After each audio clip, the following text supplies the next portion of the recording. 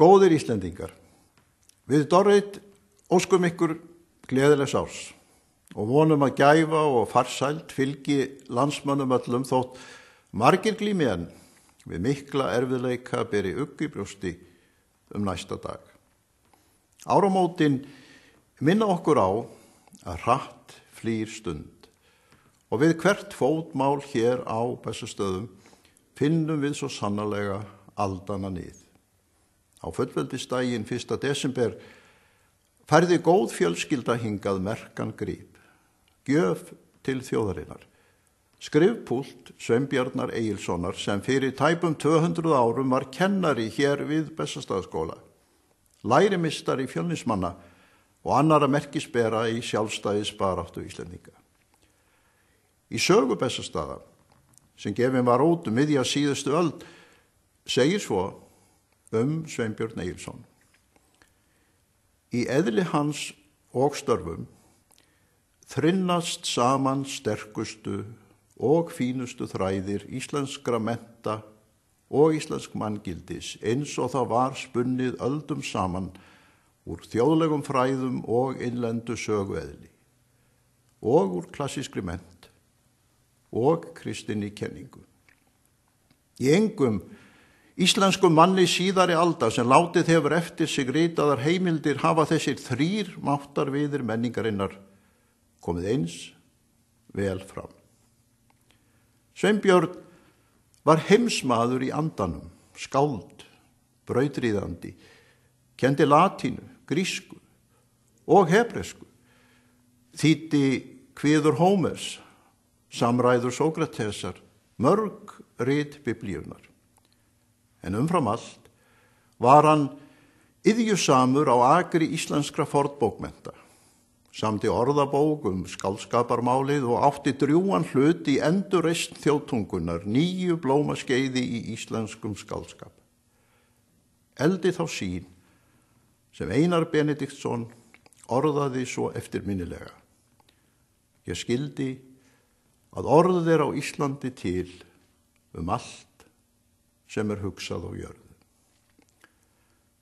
Ingibjörg, móðir Gríms Thomsen, húsfreyja hér á Bessastöðum, sagði Sveinbjörn Egilsson að hann hefði verið sú feila minnsta manneskja sem ég hef þekkt.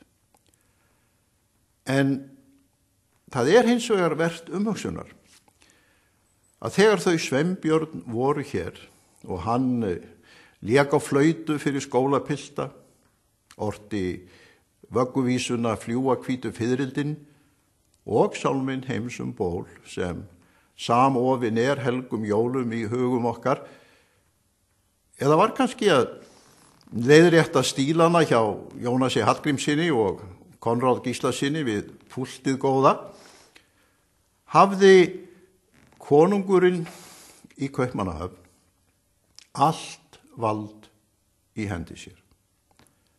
Þjóðin engan rétt. Frelsi til athafna og orða ekki tryggt og langur tími þar til Jón Sigurðsson og félagar hans í Kaupmannahöfn hófu baráttuna fyrir sjálfstæði Íslendinga. Skrifpúltið sem nú komið til Bessastaða minnir okkur á þetta upphaf. Áréttar hve ótrúlegur árangur hefur náðst þótt oft hafi verið á brattan að sækja. Andstreymið slíkt að nánast borin von að við getum nú skilið það til hlítar. Á 9 ári munu hátíðarhöld í tilefni þess að 200 ár liðin frá fæðingu Jóns Sigurðssonar og 100 ár frá stofnun Háskóla Íslands veita okkur fjölmörg tækifæri til að draga lærdóma af þessari vegferð. Hvernig fámennir þjóð, fátækra bænda, tókst með samstöðu að brjótast undan oki erlends valds, öðlast sjálfstæði og fullan rétt í samfélagi þjóða heims, verða þáttakandi í fjölmörgum samtökum ríkja og þróa hér þrátt fyrir áföll og erfiðleika, samfélag velferðar, mennta og heilbrigðis. Árangur sem þrátt fyrir allt skipar okkur í fremstu röð. Við hæfi að heiðra á afmælisári í senn Háskóla Íslands og Jón Sigurðsson. Því krafan íslenskan háskóla var í áraraðir ríkur þáttur sjálfstæðisbaráttunnar. Menntun, fræði og vísindi eru í reynd hornsteinar þeirrar þjóðfélagsgerðar sem heimastjórn, fullveldi og lýðveldistími hafa fært okkur Íslendingum. Brýnt að standa vörð slíkar undirstöður. Læra af reynslu þjóða sem í kreppu eldu skóla og hvers konar þjálfun. Nú sækjast fjöldi ríkja eftir samvinnu við okkur, einkum vegna þeirrar kunnáttu og tækni sem fræðasamfélagið hefur fram að færa. Því kynntist ég vel á liðnu ári í samræðum við ráðamenn Rússlands, Indlands, Kína og allmargra Evrópuríkja. Þekking íslenskra vísindamanna, verkfræðinga og tæknifólks við nýtingu hreindrar orku, kortlagning jöklafræðinga, jarðfræðinga og annarra náttúruvísindamanna á undrum landsins, framlag lækna, heilbrigðisstétta, nýsköpun í hugbúnaði og rannsóknir fiskifræðinga, allt eru þetta og mörg önnur fræðasvið, burðarásar þeirrar virðingar sem við njótum nú í veröldinni. Á þessu ári verður Ísland svo í heiðurssessi á bókaháttíðinni miklu í Þýskalandi. Alþjóðasamkomu sem hæst ber á vettvangi bókmennta í veröldinni. Viðurkenning sem á nýliðnum árum féll í skaut Tyrklands, Kína og Argentínu. Velgengni rithöfunda, vinsældir íslenskrar tónlistar, sigrar leikursfólks í London og New York á liðnu ári eru vitnisburður þrótt nýsköpunar í listalífi þjóðarinnar.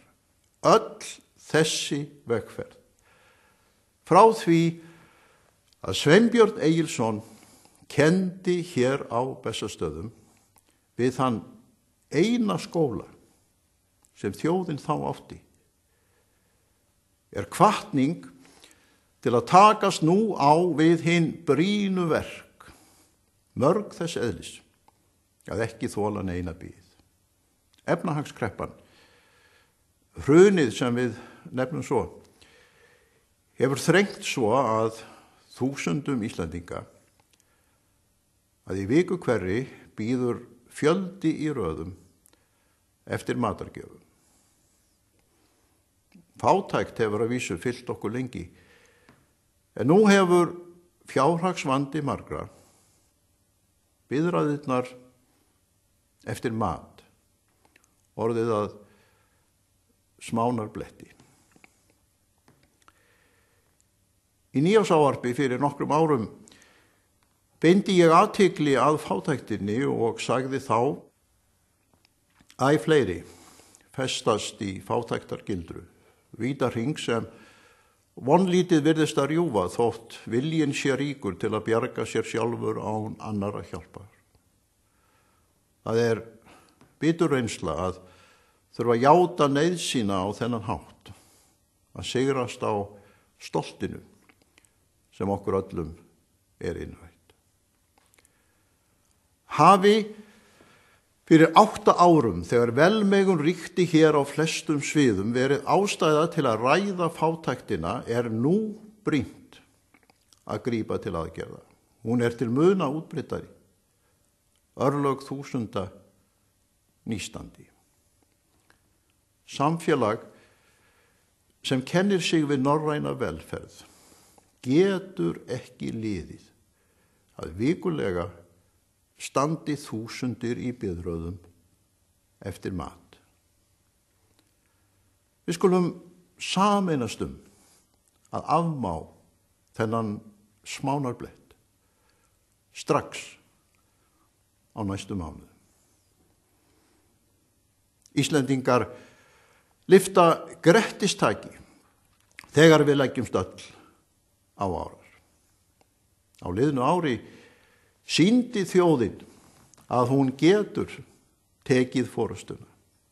Atkvæðagreiðslan 7. mars var afdráttarlaus vitnisburður hve vel stjórnskipun lýðveldisins virkar þegar mest á reynir.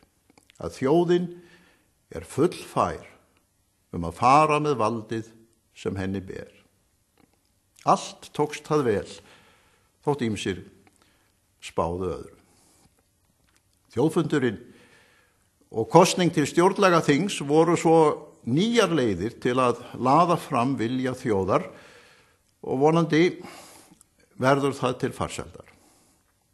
En þá er áríðandi að allir sem kjörnir eru, hvort heldur þeir sitja á Alþingi, á stjórnlagaþingi eða hér á Bessastöðum, hafi jafnan í huga að þeir eru þjónar þjóðarinnar.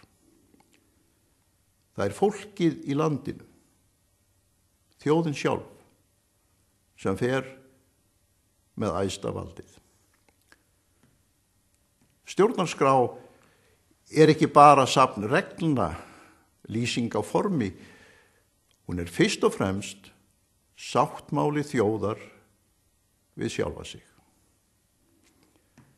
Fáeinum mánuðum eftir bankahrunið hvatti ég til að slíkur sáttmáli þyrfti að efla samstöðu og gagnkvæmt traust, fela í sér samkomulag kynslóðana, styrkja áherslur á gildin sem mölur og rið fá eigi grandað, hófsemi, heiðarleika, aðhald og hyggindi. Festa í sessi þá hugsjón samhjálp sem ávallt hefur verið leiðarljós Íslandinga þegar áföll og hamfarir valda tjóni. Lögmálið sem á rætur í stofnun hreppanna á þjóðveldisöld. Í slíkum sáttmála gætum við hafið til vegs áherslur á hið opna, gagnsæja og lýðræðislega samfélag þar sem rétturinn til upplýsinga er ávallt virtur við ákvarðanir, stefnumótun og stjórnarhætti. Sáttmálin yrði vegvísir sem öllum bæri að virða. Eins konar hljómbott nýrrar sjálfsmyndar og siðferðilegur burðarás í hinu nýja Íslandi sem skapað yrði í kjölfar kreppunar. Þessa hvatningu ítreka ég nú í aðdraganda stjórnlagaþingsins og minni jafnframt á að verði ný stjórnarskrá ekki rótfesti í skýrum sáttmála, öðlast hún vart þann stuðning sem skapar farsælt stjórnarfar. Lýðveldisstjórnarskráin var á sínum tíma samþykkt með 95% greiddra atkvæða og 98% kjósenda komu á kjörstað. Kjarni lýðræðisins er vilji fólksins. Svo einfalt er það. Hvað sem líður kenningum eða viskuspekingana. Hinn eindregni þjóðarvilji hefur á örlagastundum reynst Íslendingum býsna vel. Og því er mikilvægt að átök, harka eða óbilgirni lami ekki afl okkar til góðra verka. Í þessum efnum eru viðbrögðin við gosinu í Eyjafjallajökli lærdómsrík. Hollt að leita fyrirmynda í samstöðu bænda og björgunarfólk sem þá fór á vettvang, rétti hjálparhönd, hlúði að búpeningi, sópaði burt öskunni, flutti fólk í örugt skjól. Á slíkum stundum eignast Íslendingar jafnan eina sál, sameinast í stuðningi og endurreisn. hamfarir náttúrunnar hafa löngum kalla fram hið besta í fari okkar.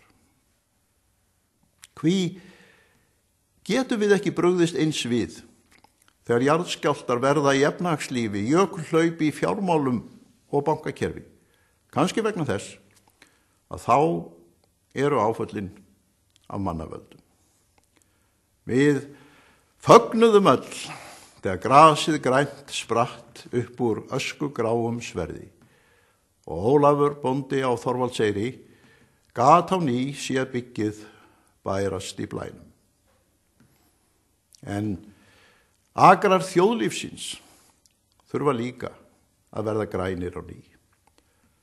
Og nú eru rösk 2 ár frá hruni bankana. Tímabært að við hættum að láta illmælgi og hatursfulla orðræðu hamla för. Bölmóður getur gert að engu áform umbætur. Vissulega þarf að komast að niðurstöðu hvað fór úrskeiðis, gera nauðsynlegar úrbætur og láta þá sem brutu lögin standa reikningsskil gerða sinna. Sérstakir saksóknarar munu ásamt dómstólum landsins tryggja að réttlætið verði í hávegum haft. Að öðru leyti blasir við að þótt margir búi við atvinnuleysi, skuldabyrði eða fátækt, njóta flestir landsmenn lífsgæða og kjara sem teljast á alþjóðavísu vel sæmandi. Allur þorri þjóðarinnar getur því spyrnt við fótum, sameinast að sækja fram, beitt kröftum sínum, menntun og hæfni í þágu endurreisnar. Á þessu ári þurfa að verða þáttaskil. Við skulum taka höndum saman, hefja nýja för, reynslunni ríkari, gagnrýnni hugsun, vitrari vegna mistakana og með þinn góðu gildi í veganesti. Við eigum fagurt og gjöfult land, ríkulegar auðlindir, orku, sjávarfang, forðabúr vatns, matarkistur, hæfileikaríkt fólk, menntaðar kynslóðir, fjölþætta menningu, skapandi greinar, samfélag sem býr vel að hinu besta í tækni nýrar tíðar. Við erum til muna betur sett en þau sem komu á vettvang þegar Ísland var enn öðrum háð, þegar Jón Sigurðsson fór að vestan með tignar fjöll Arnarfjarðar greift í sálu sinni, þegar Skúli Thoroddsen og Theodóra héldu frá Ísafirði hingað til Bessastaða, mörkuð af glímunni við Hannes Hafstein, eða þegar Sveinn Björnsson kom nýkjörinn forseti frá Þingvöllum við Öxará. Úr því að þessum kynslóðum tókst að skila glæstu ævistarfi, skapa Íslandi svo traustan sess í veröldinni að nú vill fjöldi þjóða sín okkur vinsemd og margar sækjast ákaft eftir samstarfi, þá hljótum við að geta sameinast endurreisn. Náð í krafti þjóðar vilja að greiða úr vandamálum sem bíða lausnar. Liðið ár sýndi að þjóðin fer vel með valdið og vonandi ber hið nýja í sér samstöðu kaflaskil, bjartsýni og betri tíð, umburðarlyndi og virðingu hvert fyrir öðru. Ásetning að aðalsmerki Íslendinga verði velferð allra, heilbrigt stjórnarfar, heiðarleiki. Við stöndum á örlagaríkum vegamótum, þurfum að gangast saman til móts við nýja tíma. Það er verkefni dagsins. Megi gæfan fylgja okkur öllum í þeirri för.